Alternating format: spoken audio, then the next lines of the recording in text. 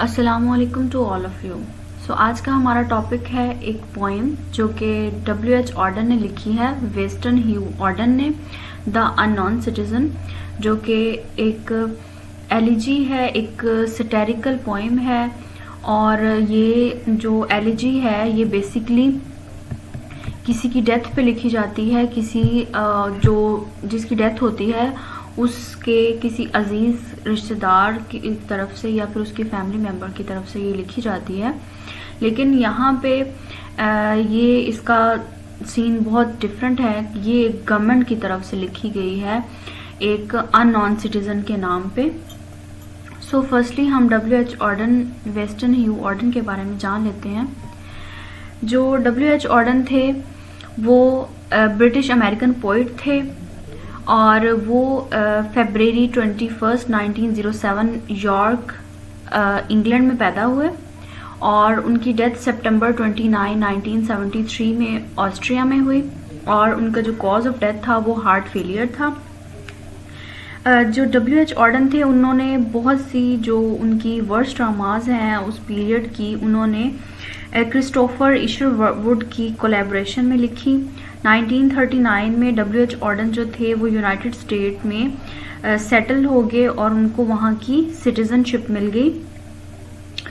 और उन्होंने बहुत से अवार्ड्स लिए जिनमें पुलित्ज़र प्राइज़ है, नेशनल बुक अवार्ड है और बिलिंगन प्राइज़ है जो कि 1953 में उनको मिला। और उनके बहुत से जो नोटेबल वर्क्स हैं उनमें Another टाइम है, A Certain वर्ल्ड है, A कॉमन प्लेस बुक है, for the time being, homage to Clio, letters from the Iceland. ये उनके कुछ बहुत ज़्यादा फेमस वर्क हैं। सो हम अपनी पोएम स्टार्ट करते हैं।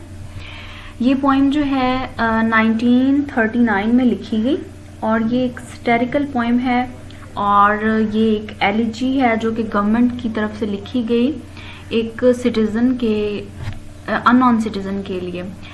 सो इसमें हम इसका फर्स्ट पार्ट है वो हम डिस्कस करेंगे। नेक्स्ट जो है वो हम अगली वीडियो में डिस्कस करेंगे और उसकी थीम्स भी। 2JS07M378 this marble monument is erected by the state.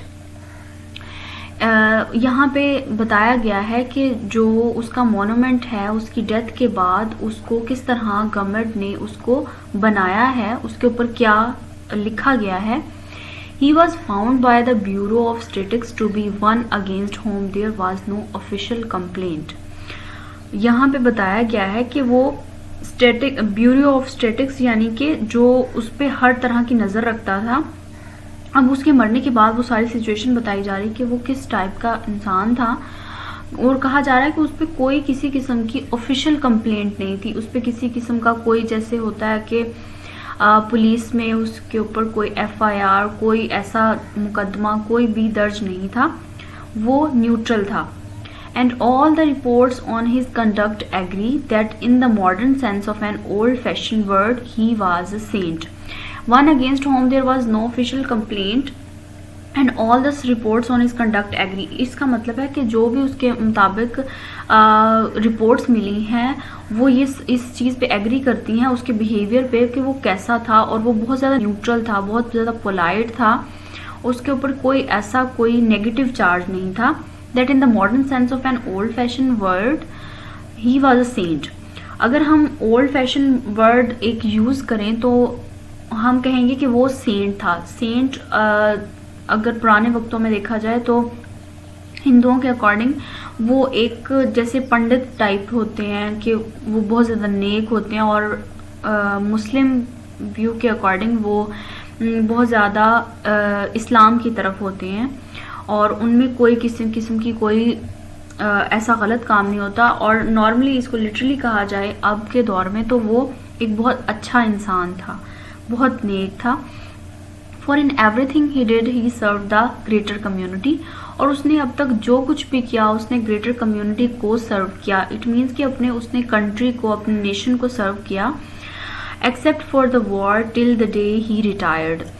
इसका मतलब है कि सिर्फ उसने जंग के दिनों में छुट्टी ली और उससे पहले वो जब तक रिटायर नहीं हुआ वो काम करता गया, लगातार वो काम करता गया, कभी उसने छुट्टी नहीं की और वो हमेशा काम करता रहा। He worked in a factory and never got fired. वो एक फैक्ट्री में काम करता था जिसका नाम फ्यूज मोटर इनकॉर्पोरेशन था। वो वहाँ पे काम करता था और उसको कभी भी फायर नहीं किया गया, उसको कभी भी जॉब से निकाला नहीं गया। But satisfied his employers fuse motor incorporation, वो इसलिए नहीं निकाला गया क्योंकि वो अपना काम करता था और वो उसके जो एम्प्लॉयर्स थे, उसके जो बॉस थे, वो उससे बहुत ज़्यादा सेटिस्फाइड थे, खुश थे। Yet he was not scab और ऑड इन हिज व्यूज़, और उसके जो व्यूज़ थे इस लिहाज से मुख्तलिफ भी नहीं थे, बहुत अजीब भी नहीं थे, वो एक नॉर्मल इंसान था। For his union report that he paid his dues, our report on his union shows it was sound. और जो यूनियन रिपोर्ट है वो ये शो करती है कि वो अपने तमाम टैक्सेस, अपने तमाम ऐसी जो भी चीज़ें थी वो उनको ड्यूज़ को पे करता था।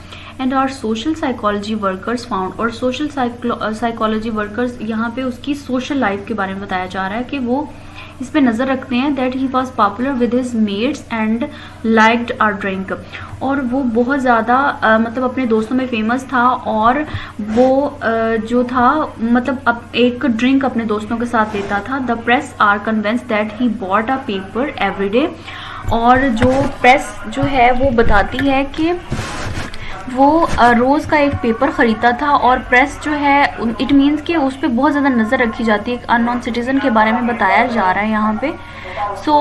यहाँ तक इसका फर्स्ट पार्ट आ जाता है, और हम इसका जो नेक्स्ट पार्ट है वो नेक्स्ट वीडियो में डिस्कस करेंगे, और साथ इसकी थीम्स भी। So thanks for watching and अल्लाह हाफिज़।